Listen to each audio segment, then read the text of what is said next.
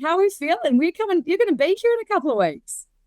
I know it snuck up on us, but we've been getting ready for it the last couple weeks, and me and all the boys are pretty excited. So So what I've come together is you've been to Aussie before, but you've never been to New Zealand, correct?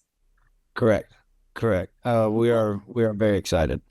What have you heard about New Zealand, and what made you want to come just that little bit further while you're over this side of the world? A big part of it for me and the boys, but for me especially, is going places that are hard to get to from home and as far from home as you can get. And it's a wild feeling like going to the other side of the planet and they know who you are. And we definitely gone to places where they didn't, but they do now, you know. But yeah, that's always been a big part of it is seeing how far we can go. And it's always a wild feeling getting onto a new shore and you're like, why do you people know who I am? How have you found New Zealand fans kind of came across you? Was there a particular song that streamed more than others? Was it just through people reaching out on social media? Where did you see that there was a fan base here? Social media, I guess. We've had fans all over the world since I started, which was you could see it when you're tracking it, like on, I guess then it was like CD Baby and all that stuff. But we've had fans in Europe and Australia and all that I was since I started doing this, which has been wild. Um, but yeah, it's really just about going anywhere that they'll have us, anywhere they'll let us play. So. Oh, and I just from seeing your live shows online and everything, like you bring such a vibe to that stage, mate. It looks like it comes really natural to you, not just the singing part, but the stage presence that you have. Is that the case for you? Um, I am full of adrenaline up there. Usually it starts kicking about the time I hit the stairs to go up to the stage. Um, but yeah, it can all fall apart in the matter of a fraction of a second. It is all it's like walking a tightrope. It's so intoxicating and there's no feeling like it. I feel like people are always like a little weirded out when I talk about it, but it is very physical experience being up there surrounded by that much noise. And like my job is to make something that is intangible fly through the air from the speakers and into somebody else's body and make them feel things. And like that's yeah, that's a crazy job to tackle. So you have to give it all to make the songs happen. You can't leave anything left in the tank. That's why there's not a dry thread on my body when I come off stage. Yeah, that's a good sign. I get a good sweat session up. The way you've explained that, I've not heard it in that same way before. Like you have to make something fly through the speakers and the crowd. It's such a kind of metaphorical way to put it. But for you, is that what got you into music and wanting to be an artist? Was that feeling you got from being a fan in a crowd? I didn't really see my first actual like concert until I was about 16. I had grown up going to like blues jams and stuff, and I had a couple uncles that played like Jimmy Buffett and like Marshall Tucker Band and uh Seeger. And yeah, that was big, Michael Tim will kill, turn the page. Um, but like being able to step up there and let it out and do something that yeah, there's other people that can do it, but like I don't know. I don't want to say anybody could have done it, was doing it like me, but like, I don't know, just stepping up and holding your own when you step to the plate, was a lot of what drew me to it. But really, it was the physical part of it. And I am a sucker for a turn of phrase. So I also kind of noticed that even in the way, like I've seen, because obviously I haven't had that privilege to experience you live yet, but from what I've seen, the way that you stand and everything when you're performing is so strong and it's so powerful. And you're right. Like, even though you didn't want to say it, it's not something everyone can do. And it's not the kind of way that everyone can hold a show. So I'm even saying this from just saying it online, dude. Like, that's massive.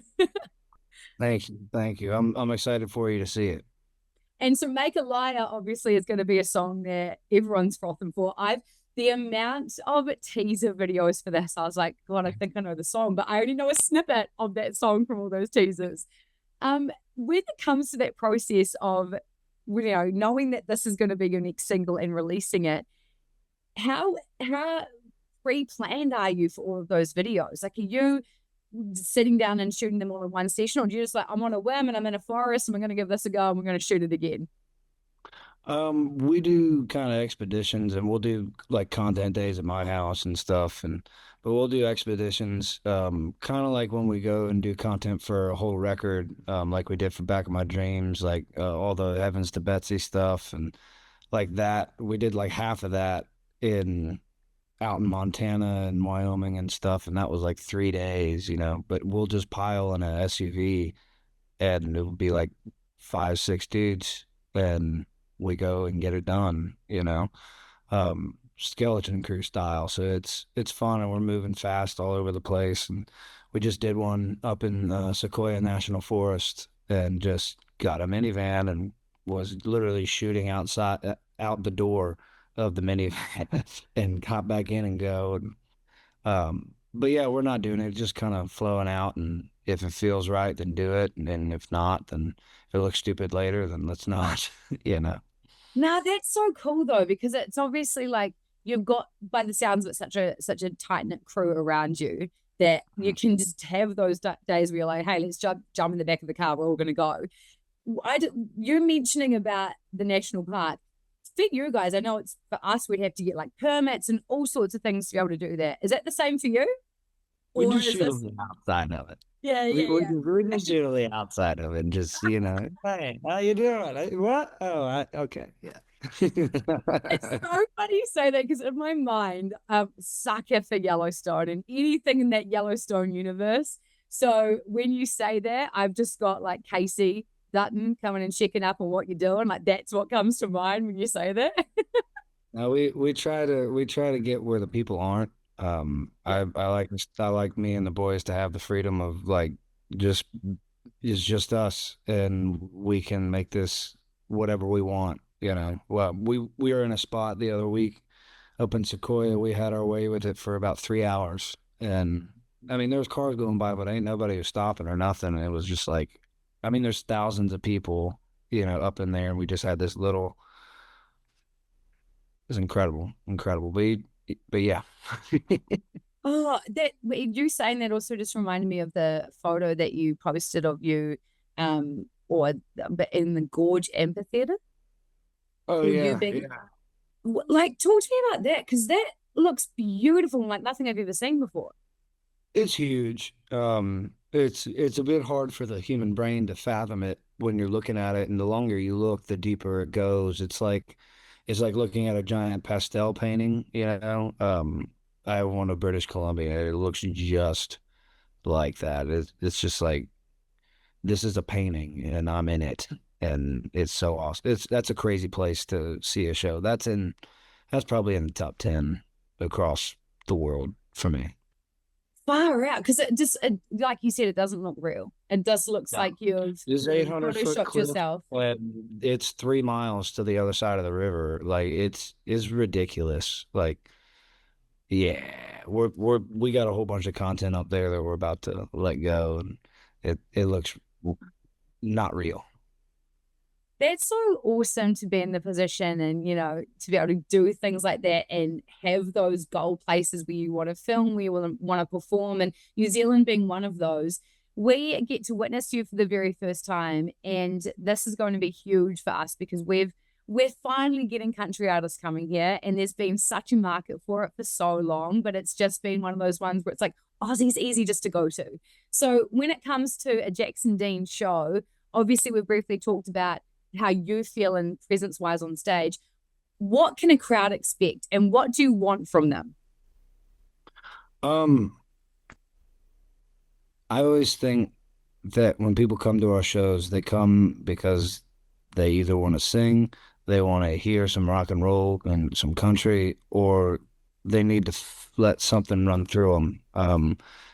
These are all these songs have a certain emotion to them.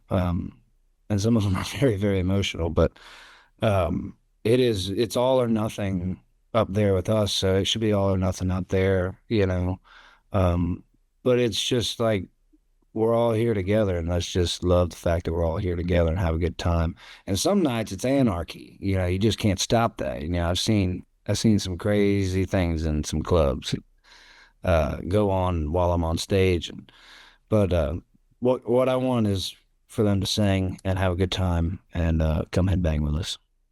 And I see that a lot of people in the crowd, they sing kind of to you, which I think is such a special moment, right? Like those people in the front row, like, do you feel that connection? Like, because on their faces, you can see whatever pain they're feeling, whatever happiness they're feeling.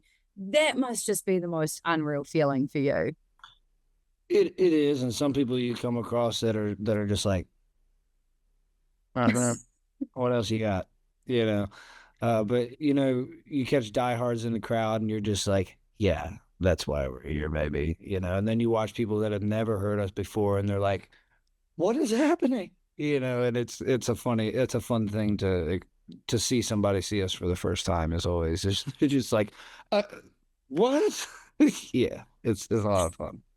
I love that some people just, you must look at them and be like, don't want to get you a beer or something to loosen up, You mate. need a drink? You look like you need a drink. Yeah. Cool. Whilst you're here in New Zealand, is there anything that you want to do? Have you been told anything by anyone that recommended any particular places? Not really. We were hoping to rent a car and cruise around. We're only going to be on the North Island, so we're going to cruise around a little bit and see some sights and stuff. And we're only there 2 days. I mean, we're going to be gone 25 days, and it's a long haul. Mm. The last time we were in Australia, we was a part of a 35-day excursion. So we're going to beat feet out of there after about 2 days. So, but do you have any recommendations? I'm trying to think like you're I'm trying to think what to do. This is really helpful from me. So you arrive on it. So you're here on a Tuesday performing. When do you actually arrive? Oh God. Day before or day after? Like, Monday. do you have the Monday. day before? Oh, yeah, Monday. I'm trying to think a lot of places, and this is real annoying. I noticed it in Aussie when I was there a couple of weeks. A lot of places, like good restaurants, good places for lunch, aren't open on a Monday, Tuesday. So, Yeah. any of the places I was about to recommend to you, I would say get over to Waiheke if you can. Waiheke Island is beautiful. Like, if you're into wine and whatever, it's the best place for vineyards. Yeah. Yeah, absolutely. And it's also great because it's real chill over there. Like the local, it's like a locals area, and it's beautiful beaches surrounded by you the whole island. Like it's awesome. Hell yeah. I love that. That sounds beautiful. So that's Monday sorted. Tuesday, I'm guessing you'll be. Are you going to do much promo on the Tuesday? Probably, yeah. Okay, well you better come see me if that's the case. Okay. Okay, and maybe we could do somewhere like at a bar or somewhere for lunch or something, and then that's Okay. part of your day sorted. Okay. Sounds good.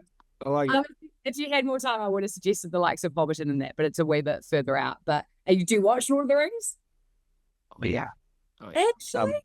Yeah. We had I was trying not to talk about it this whole time, but yeah, yeah. Oh my God, talk to me about it. Talk to me. You can say Oh whatever. God, let's go. The biggest franchise of all time. Ain't nobody else out there got nothing on Lord of the Rings, okay? Robbie over here will attest to that. I mean, I was listening to Andy Serkis read the Silmarillion the last Nashville to home drive I did, and it's just Andy Serkis doing Gollum, you know, Okay, reading. so what you just said went straight over my head. So Yeah.